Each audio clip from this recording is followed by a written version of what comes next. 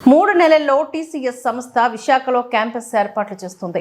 విశాఖపట్నంలోని IT ecosystem ఏర్పాటు కోసం ప్రభుత్వం ప్రయత్నాలు చేస్తున్నాం. డేటా సెంటర్లు హైదరాబాద్, ముంబై, చెన్నైలో మాత్రమే ఉన్నాయి. డేటా సెంటర్లపైన $300 బిలియన్ వ్యయం చేస్తున్నారు.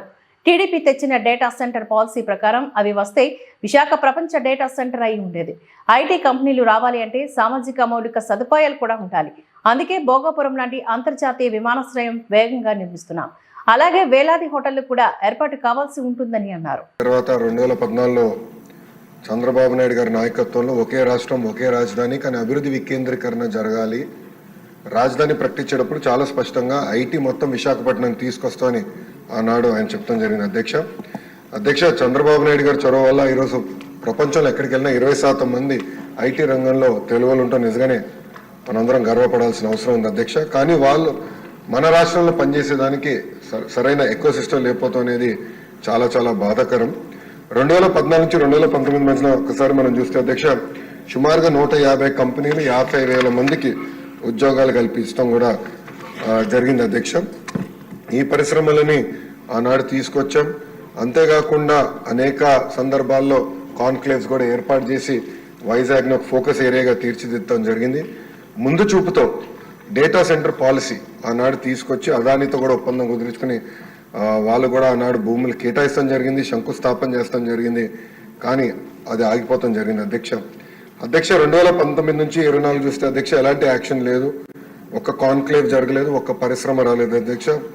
ఒక మంత్రిని బాధాకరమైన పరిస్థితి ఏంటంటే ఆనాడు ఒక మంత్రిని అడిగారు అధ్యక్ష, ఆ రేస్ ఏదో హైదరాబాద్లో జరుగుతుంటే ఇది మీరు ఎప్పుడు తీసుకొస్తారు ఆంధ్ర రాష్ట్రానికంటే కోడి ఇంకా గుడ్డు పెట్టలేదు, లేదంటే గుడ్డు కోడి పెట్టలేదు ఏదో చెప్పాడు అధ్యక్ష. అది దేవుడి తెలియాలి ఏం చెప్పాడు.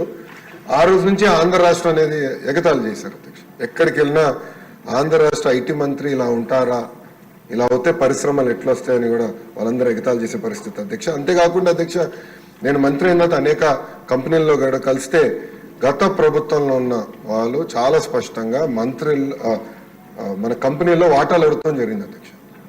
వాటాలు అడిగారు అధ్యక్ష. దానివల్ల ఆ కంపెనీలన్నీ వెనక్కి వెళ్ళిపోయినాయి. అంటే ఐటీ కంపెనీల్లో కూడా వాటాలు అడిగే పరిస్థితికి వీళ్ళు వచ్చారు అధ్యక్ష. ఇంకేం చెప్పాలి అధ్యక్ష.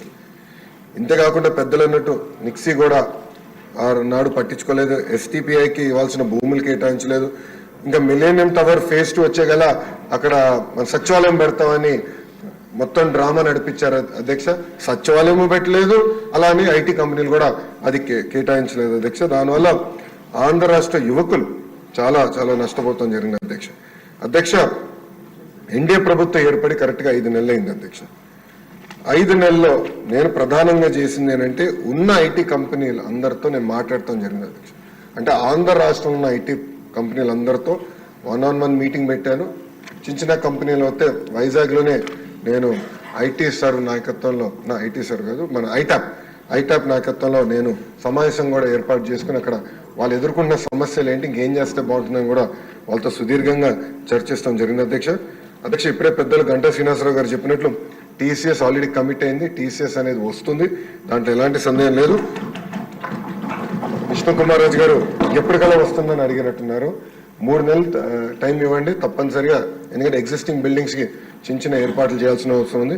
3 నెలల్లో తప్పనిసరిగా టీసీఎస్ విశాఖపట్నంలో ప్రారంభిస్తున్నారు. అంతేకాకుండా ముందు చూపుతో వాళ్ళని నేను చంద్ర సార్ని కోరాను, మీరు క్యాంపస్ ఏర్పాటు చేయాలి విశాఖపట్నంలో అంటే ఆయన ఒప్పుకున్నారు. దానికి ఆల్రెడీ భూములు కూడా మేము ఎత్తుకుతున్నాం. దానిపైన కూడా నేను చాలా క్లియర్గా 2-3 చెప్పిన తర్వాత దాన్ని కూడా వస్తాను అధ్యక్ష. పెద్దలు వంశకృష్ణ గారు